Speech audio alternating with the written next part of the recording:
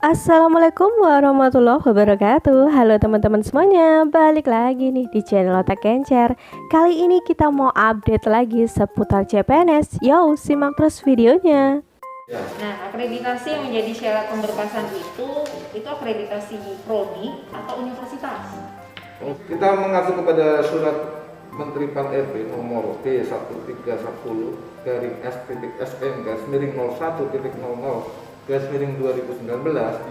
Di sini bahwa disampaikan calon pelamar yang sudah lulus pendidikan pada saat prodi garis miring perguruan tinggi sedang mengajukan permohonan akreditasi ulang ke BANPT, maka status akreditasi dan peringkat terakreditasi prodi dan atau perguruan tinggi yang diberlakukan adalah status dan peringkat terakreditasi sebelum yang bersangkutan sebelum diajukannya permohonan perpanjangan tadi. Artinya apa? Artinya ini suatu pilihan ataupun kedua-duanya, bisa prodi, bisa akreditasi perguruan tinggi, bisa dua-duanya. Jadi tidak masalah salah satu. Tidak. Kalau saya hanya mengupload hanya akreditasi prodi saja. Tidak masalah. Tidak masalah. Tidak masalah Ya. ketika instansi pengesalan linknya. Betul.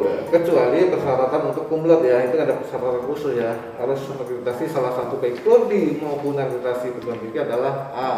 Oke, jadi ada kumlot yang dia harus wajib melampirkan Betul. keduanya. Ya, karena itu ada persyaratan khusus untuk kumlot. Di riwayat kerja, karena kan ada salah satu fitur yang diminta ya di portal SSN. Itu bukti riwayatnya berupa surat keterangan dari perusahaan atau instansi sebelumnya atau surat keputusan yang dikeluarkan setiap tahunnya oleh perusahaan atau institusinya. Terkait bukti pengalaman kerja dari pelamar yang sudah memiliki pengalaman sebelum dia akan jadi calon pegawai negeri sipil, sesuai dengan peraturan Kepala BKN nomor 12 tahun 2018 adalah disebutkan fotokopi bukti pengalaman kerja yang sah dan dilegalisir bagi peserta seleksi yang memiliki pengalaman kerja. Artinya apa? Di sini kalimat bukti sah. Artinya bukti bahwa pada saat yang bersangkutan bekerja itulah bukti otentiknya, bukan surat keterangan bukti. Kalau surat keterangan dibuat menerangkan ke belakang. Sedangkan bukti itu dari sejak dia bekerja sampai dengan saat diangkat itulah yang sering digunakan untuk dasar penghitungan masa kerja. Jadi surat keterangan bukan surat keputusan. Surat keputusan. Iya, yang dikatakan dalam bukti surat keputusan baik dari instansi pusat, instansi pemerintah maupun instansi swasta. Nah, itu mungkin seperti itu. Nah, bagi instansi swasta tentunya sesuai dengan oleh pejabat Kemenang, baik di instansi pusat maupun instansi swasta yang statusnya kontrak maupun yang statusnya pegawai tetap. Nah, apabila yang kontrak tentunya harus pada saat yang bersangkutan lulus kondisi saat ini, makanya harus sudah mengajukan pemberhentian per 1 Desember harus sudah tidak status sebagai karyawan tersebut. Dan ini wajib gak sih Pak? Maksudnya wajib ya peserta untuk melampirkan surat keterangan? Oh, surat keterangan itu tidak wajib. Ini artinya apabila yang bersangkutan ingin diperhitungkan untuk memiliki masa kerja sebagai tambahan pada penghitungan masa kerja pengangkatan sebagai CPNS. Oke, berarti ini menjawab pertanyaan berikutnya yang baru tuh saya tanyakan Pak. Soal riwayat pekerjaan yang mereka akan upload ini nantinya pasti berarti berpengaruh ya ke masa kerja dan golongan setelah linknya keluar. Ya, jadi terkait dengan bukti masa kerja apabila diperhitungkan, tentunya akan menambah jumlah masa kerja keseluruhan, tetapi tidak merubah golongan. Menambah jumlah masa kerja dan jumlah masa kerja tentunya apabila di dalam garis penggajian itu ada tambahan signifikan katakanlah 2 tahun, kita sesuaikan dengan garis penggajian sesuai dengan garis penggajian yang bersangkutan berdasarkan masa kerja. Tetapi apabila garisnya masih di bawah garis penggajian, tentunya akan mempercepat untuk kenaikan gaji berkala berikutnya. Jadi berpengaruhnya ke masa sekarang. Apabila yang bersangkutan pelamar menyampaikan atau ingin memperhitungkan masa kerja sebelum dia menjadi CPNS, di daerah itu wajib ditulis masa kerja tadi, wajib bukti-bukti masa kerja. Misalnya ada 3 tahun 2017 SK-nya disebutkan, 2018 sebutkan, 2006 apabila tenaga kontrak per tahun. Apabila karyawan tetap sebutkan SK awal. Ya kan, tentunya harus yang sah. Sebutkan pemberhentiannya, begitu.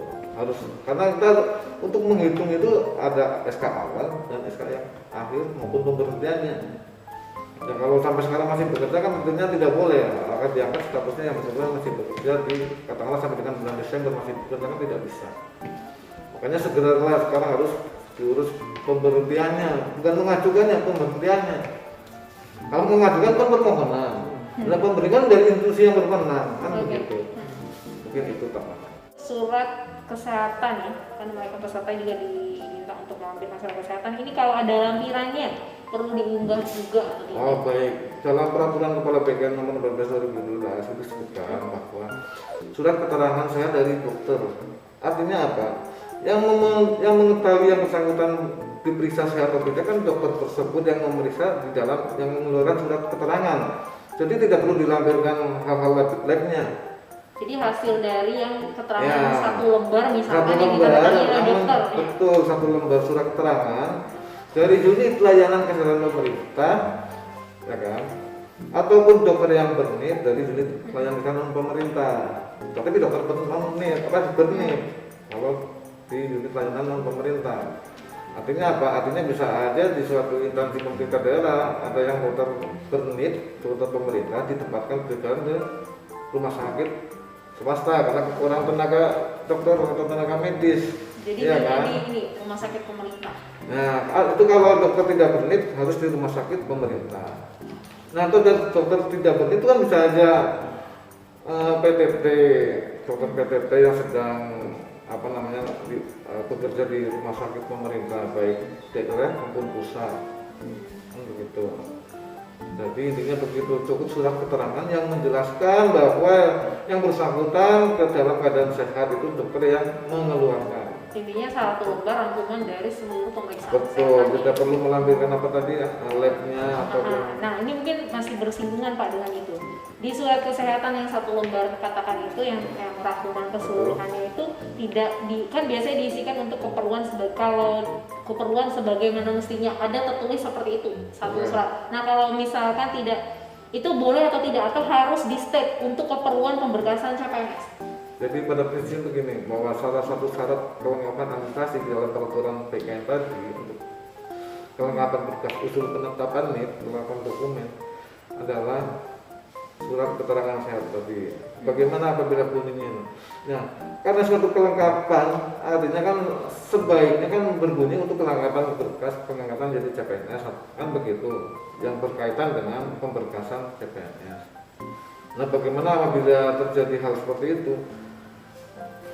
Ya, kalau memang nggak bisa diperbaiki ya silakan diperbaiki kan begitu. Jadi Lebih sebenarnya ideal diperbaiki sesuai dengan peraturannya begitu. jadi memang tidak cukup ya kalau ketika surat kesehatan itu isinya hanya untuk keperluan sebagaimana mestinya, tapi sebaiknya disampaikan tertulis langsung untuk keperluan pemberkasan. Nah, kalau gini, ya pada prinsipnya bahwa pada saat yang bersangkutan diangkat dari CPNS harus kondisi sehat. Nah, apabila surat itu tentunya masih bisa mengakomodir apabila ada kalimatnya untuk keperluan sebagaimana mestinya. Yang penting pada saat yang bersangkutan diangkat, dokter itu yang bertanggung jawab yang mengatakan sehat. Jadi sebenarnya bisa aja ya, meskipun tentunya kita akomodir sebagaimana mestinya keperluannya. Tapi berarti dokter itu yang bertanggung jawab apabila terjadi hal-hal di kemudian hari ternyata kondisinya beda dengan surat tersebut, ya dokter itulah yang bertanggung jawab. Kan begitu.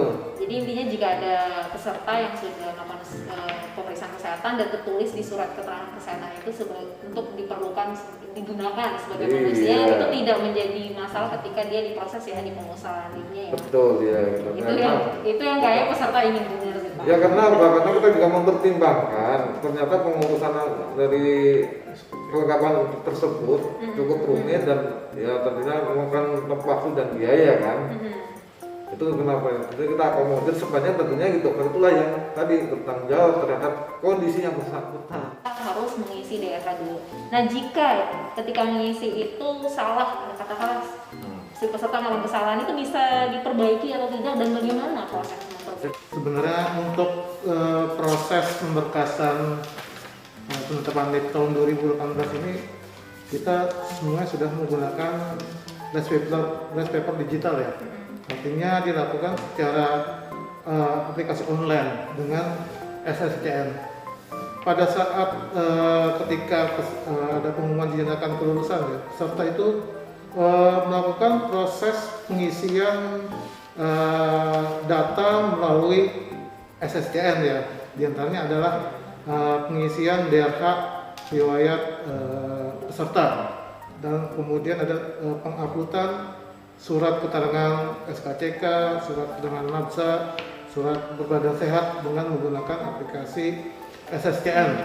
Nah, untuk perbaikan jika ada terjadi kesalahan ya dari sisi peserta ya, jika ternyata peserta itu belum melakukan klik pengiriman secara SSCN ya, itu masih bisa dilakukan untuk perbaikan. Nah, bagaimana pada saat ada peserta yang sudah terlanjur melakukan klik kirim? Nah, dengan demikian ya, untuk proses langsung perbaikan adalah ketika proses verifikasi oleh panitia seleksi CPNS di pihak instansi ya.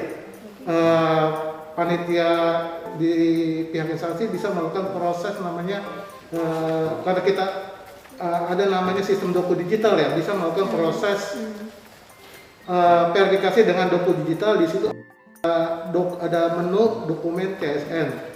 Nah, pihak instansi sebagai pemangku kepegawaian bisa melakukan proses verifikasi. Di situ ada semacam tombol validasi yang menyatakan berkas ini valid atau tidak.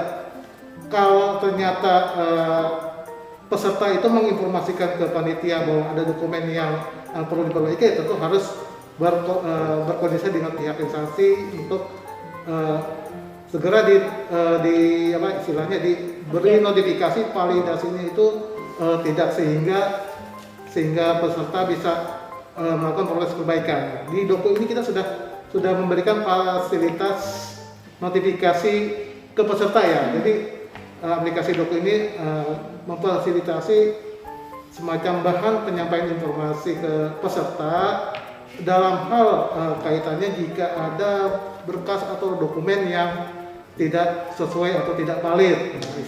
Nanti peserta akan mendapatkan notifikasi by WA.